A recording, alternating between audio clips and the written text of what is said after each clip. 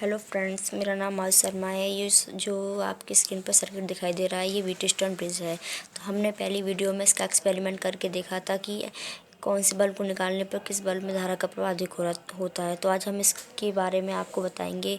ये chart paper बना रखा है। तो ये व्हीटस्टोन ब्रिज है। तो आज इसकी खोज, रचना, कार्यविधि, सिद्धांत के बारे में आपको बताएंगे। तो फ्रेंड्स, इसकी जो खोज की थी सबसे पहले सैमुअल हंटर क्रिस्टली ने की थी। ये साइंटिस्ट थे।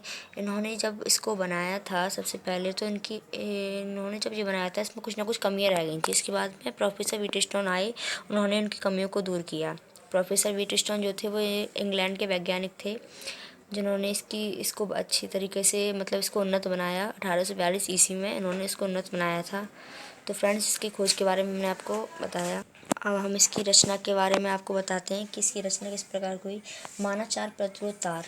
हम जब इसकी रचना लिखेंगे एग्जाम में तो इसमें चार प्रतिरोध तार PQRS जो आपकी स्क्रीन पर आपको साफ साफ दिखाई दे रहे हैं। PQRS जो हमने रेड कलर से डिनोट कर रखे हैं PQRS ये प्रतिरोध तार है, यानी कि हमारे रेजिस्टेंस हैं।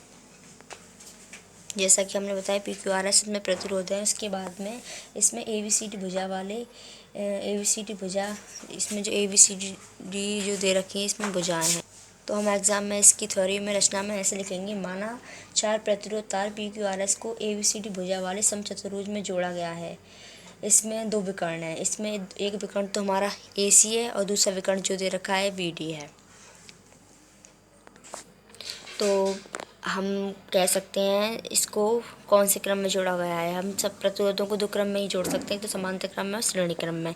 तो हम कहेंगे AB और BC को हमने श्रेणी क्रम में जोड़ रखा है, AD और CD को हमने श्रेणी क्रम में जोड़ रखा है, उनको मिला के हमने समांतर क्रम में जोड़ रखा है।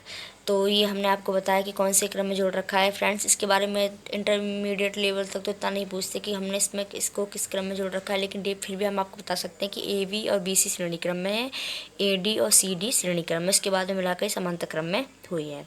उसके बाद में विकर्ण AC में, तो हम इसकी कार्यविधि को लिखेंगे। तो हम इसमें बताएंगे इसके विकर्ण AC में एक बैटरी E जोड़ रखी है, जिसमें एक सिरा धन है और दूसरा सिरा ऋण का है, और उसमें एक कुंजी K1 है।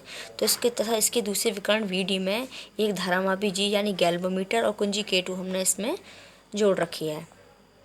तो हमने बताया इसमें इसके दूसरे विकर्ण में धारामापी G तथा कुंजी K2 जोड़ रखी है। और इसके पहले विकर्ण AC में एक बैटरी जोड़ रखी है और हमने इसमें कुंजी K1 जोड़ रखी है। तो ये इसकी हमारी रचना हो गई। अब इसकी कार्यविधि के बारे में बताएं तो इसकी कार्यविधि है, जो कुंजी K1 है, जब इसको दबाएंगे तो परिपथ में धारा I बहने लगती है। जब धारा इसमें I बहने लगती है तो ये बिंदु A पर दो भागों में विभाजित हो जाती है, I1 और I2। उसके बाद में जो धारा जाती है, वो धारा जो यहाँ पे जो धारा थी I, वही धारा इस परिपथ में जाती है I।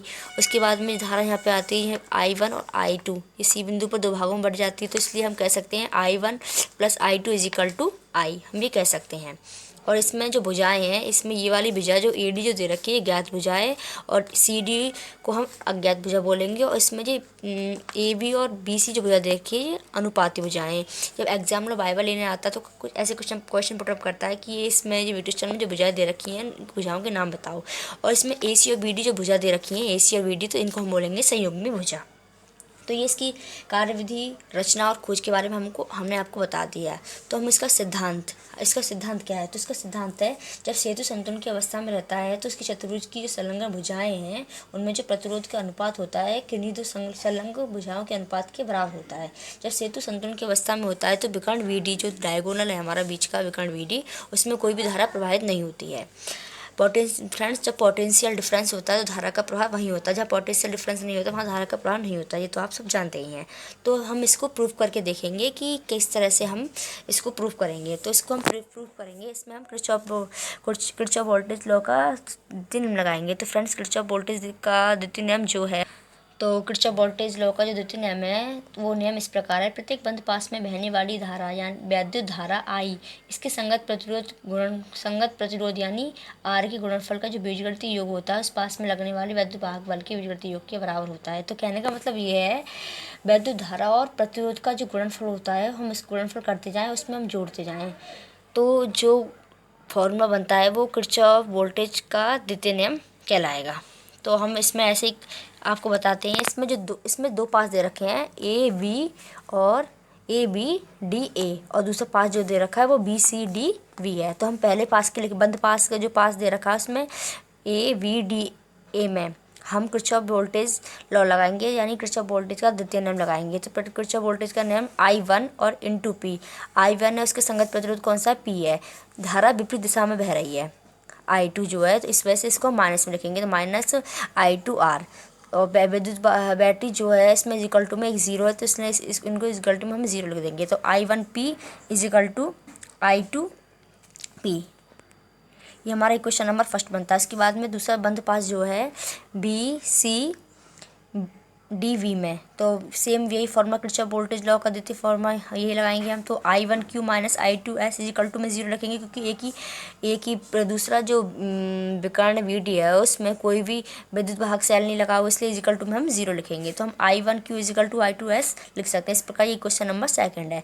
तो समीकरण 1 और समीकरण नंबर 2, तो हमारे इसमें दो समीकरण बन जाते हैं। तो समीकरण 1 में समीकरण 2 का हम जब भाग करेंगे तो धारा तो कट जाएगी, तो हमारा क्या फॉर्मूला बन जाता है, P/Q R/S। तो हम इस कह सकते हैं व्हीटस्टोन सेतु का जो मान है वो प्रतिरोधों पर निर्भर करता है, ना कि धारा पर। धारा तो हमारी कट जाती है, इसलिए क्या निकल के आता है formula P/Q is equal to R/S।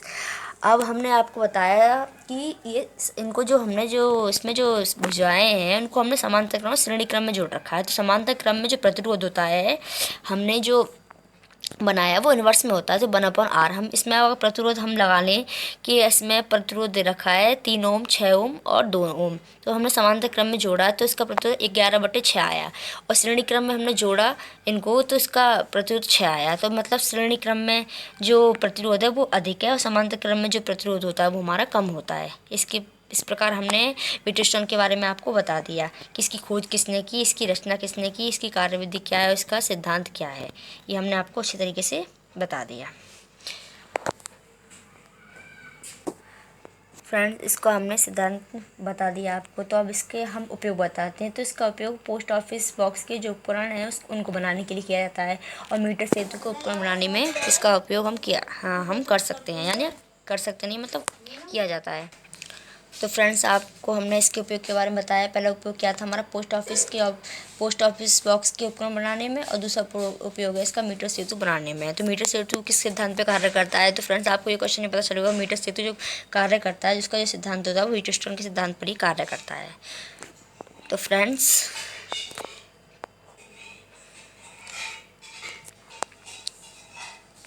हम आपको अब बैलेंस और अनबैलेंस ब्रिज की जो स्थिति है वो दोनों आपको इसी वीडियो में बताएंगे कि बैलेंस ब्रिज में क्या होता है और अनबैलेंस ब्रिज में क्या होता है। तो आप देखिए बैलेंस में क्या होता है।